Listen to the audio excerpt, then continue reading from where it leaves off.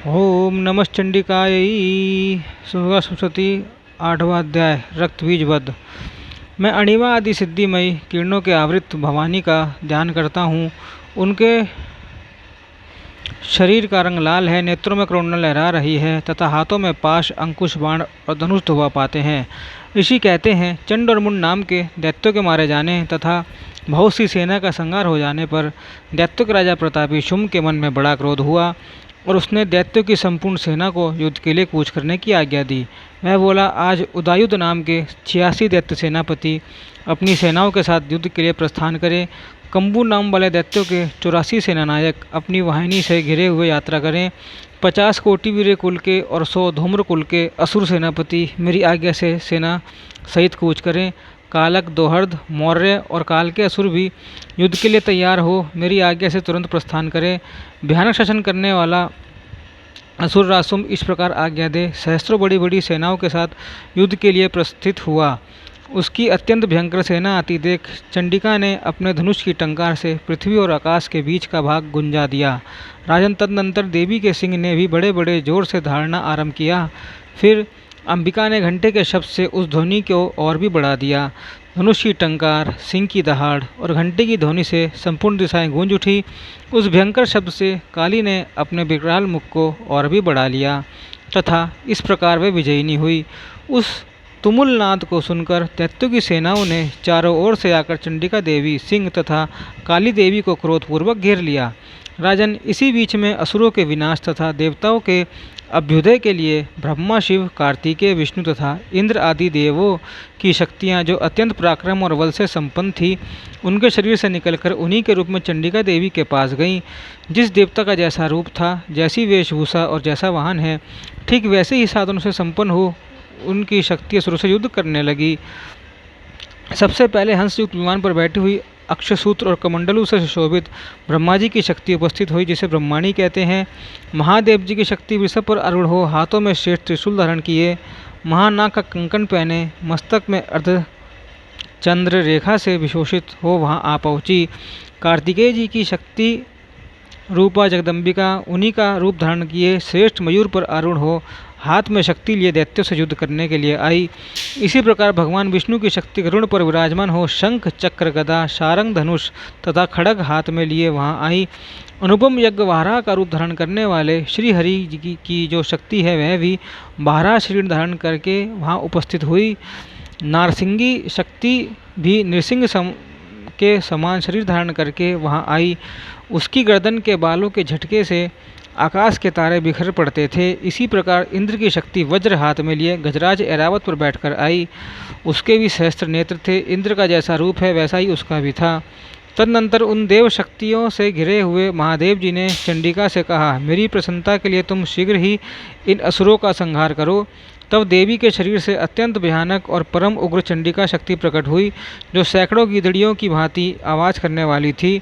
उस अपराजिता देवी ने धूमिल जटा वाले महादेव जी से कहा, भगवान, आप शुंभ निशुंभ के पास दूत बनकर जाइए और उन अत्यंत गर्वीले दानव शुंभ एवं निशुंभ दोनों से कहिए, आज ही उनके अतिरिक्त भी जो दानव युद्ध के लिए वहां उपस्थित हो, उनको भी यह संदेश दीजिए, दैत्यों, यदि तुम जीवित रहना चाहते हो तो पताल को लौट जाओ, इंद्र को त्रिलोकी का राज्य मिल जाए और देवता जगभाग का उपभोग करें।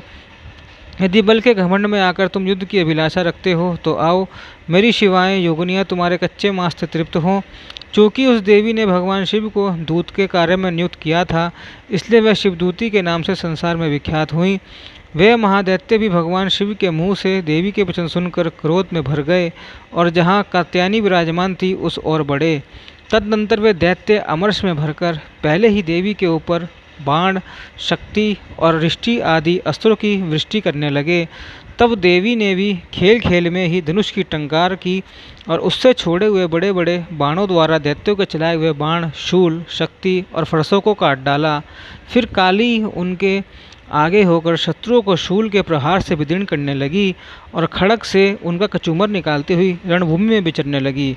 ब्रह्माणी भी जिस ओर दौड़ती उसी ओर अपने कमंडलों का जल छिड़ककर शत्रुओं के ओर ओज और पराक्रम को नष्ट कर देती थी। माहेश्वरी ने त्रिशूल से तथा वैष्णवी ने चक्र से और अत्यंत क्रोध से भरी हुई कुमार कार्तिकेय की शक्ति ने शक्ति से दैत्यों का संहार आरंभ किया। इंद्र शक्ति के वज्र प्रहार से विदीर्ण हो सैकड़ों दैत्य दानव रक्त की धारा बहाते हुए पृथ्वी पर सो गए। बराही शक्ति ने कितनों को अपनी थूथन की मार से नष्ट किया, दाढ़ों के अग्रभाग से कितनों की छाती छेद डाली तथा कितने ही दैत्य उसके चक्र की चोट से विदीर्ण होकर गिर गए। नारसिंगी भी दूसरे दूसरे महादैत्यों को अपने नखों से विदीर्ण करके खाती और सिंहनाद से दिशाओं तथा आकाश को जाती हुई युद्ध क्षेत्र में विचरने लगी। कितने ही असुर शिवदूती के प्रचंड अट्टहास से अत्यंत भयभीत हो पृथ्वी पर गिर पड़े और गिरने पर उन्हें शिवदूती ने उस समय अपना ग्रास बना लिया। इस प्रकार क्रोध से भरे हुए मातृगणों को नाना प्रकार के उपायों से बड़े बड़े असुरों का मर्दन करते देख दैत्य सैनिक भाग खड़े हुए। मातृगणों से पीड़ित दैत्यों को युद्ध से भागते हुए देख रक्तबीज नामक महादैत्य क्रोध में भरकर युद्ध करने के लिए आया। उसके शरीर से जब रक्त की बूंद पृथ्वी पर गिरती तब उसी के समान शक्तिशाली एक और दूसरा महादैत्य पृथ्वी पर पैदा हो जाता। महाअसुर रक्तबीज हाथ में गदा लेकर इंद्र शक्ति के साथ युद्ध करने लगा। तब ऐन्द्री ने अपने वज्र से रक्तबीज को मारा। वज्र से घायल होने पर उसके शरीर से बहुत सा रक्त चूने लगा और उससे उसी के समान रूप तथा पराक्रम वाले योद्धा उत्पन्न होने लगे। उसके शरीर से रक्त की जितनी बूंदें गिरी उतने ही पुरुष उत्पन्न हो गए। वे सब रक्तबीज के समान ही वीर्यवान, बलवान तथा पराक्रमी थे। वे रक्त से उत्पन्न होने वाले पुरुष भी अत्यंत भयंकर अस्त्र शस्त्रों का प्रहार करते हुए वहाँ मातृगणों के साथ घोर युद्ध करने लगे। पुनः वज्र के प्रहार से जब उसका मस्तक घायल हुआ तब रक्त बहने लगा और उससे हजारों पुरुष उत्पन्न हो गए। वैष्णवी ने युद्ध में रक्तबीज पर चक्र का प्रहार किया तथा ऐन्द्री ने उस दैत्य सेनापति को गदा से चोट पहुंचाई। वैष्णवी के चक्र से घायल होने पर उसके शरीर से जो रक्त बहा और उससे जो उसी के बराबर आकार वाले सहस्त्रों महादैत्य प्रकट हुए उनके द्वारा संपूर्ण जगत व्याप्त हो गया। कुमारी ने शक्ति से, वाराही ने खड़ग से और माहेश्वरी ने त्रिशूल से महादैत्य रक्तबीज को घायल किया। क्रोध से भरे हुए उस महादैत्य रक्तबीज ने भी गदा से सभी मातृगणों और शक्तियों पर पृथक पृथक प्रहार किया। शक्ति और शूल आदि से अनेक बार घायल होने पर भी उसके शरीर से रक्त की धारा पृथ्वी पर गिरती उससे भी निश्चय ही सैकड़ों असुर उत्पन्न हुए। इस प्रकार उस महादैत्य के रक्त से प्रकट हुए असुरों द्वारा संपूर्ण जगत व्याप्त हो गया। इससे उन देवताओं को बड़ा भय हुआ। देवताओं को उदास देख चंडिका ने काली से शीघ्रतापूर्वक कहा, चामुंडे, तुम अपना मुख और भी फैलाओ तथा मेरे शस्त्रपात से गिरने वाले रक्त बिंदुओं और उनसे उत्पन्न होने वाले महादैत्यों को तुम अपने इस उतावले मुख से खा जाओ। इस प्रकार रक्त से उत्पन्न होने वाले महादैत्यों का भक्षण करती हुई तुम रण में विचरती रहो। ऐसा करने से उस दैत्य का सारा रक्त क्षीण हो जाने पर वह स्वयं ही नष्ट हो जाएगा। उन भयंकर दैत्यों को जब तुम खा जाओगी तब दूसरे नए दैत्य उत्पन्न नहीं हो सकेंगे। काली से जो कहकर चंडिका देवी ने शूल से रक्तबीज को मारा और काली ने अपने मुख में उसका रक्त ले लिया। तब उसने वहाँ चंडिका पर गदा से प्रहार किया, किंतु उस गदापात ने देवी को तनिक भी वेदना नहीं पहुँचाई। रक्तबीज के घायल शरीर से बहुत सा रक्त गिरा, किंतु जो ही वह गिरा त्यों ही चामुंडा ने उसे अपने मुख में ले लिया।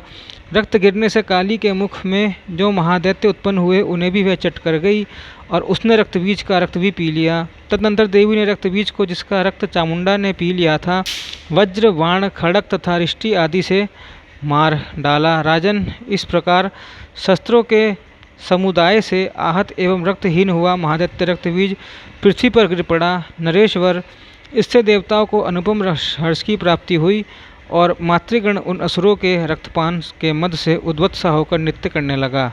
इस प्रकार श्री मार्कंडेय पुराण में सावर्णिक मनमंत्र की कथा के अंतर्गत देवी महात्म्य में रक्तबीज नामक 8वां अध्याय। ओम नमः चंडिकाय ह्रीं दुर्गाय नमः।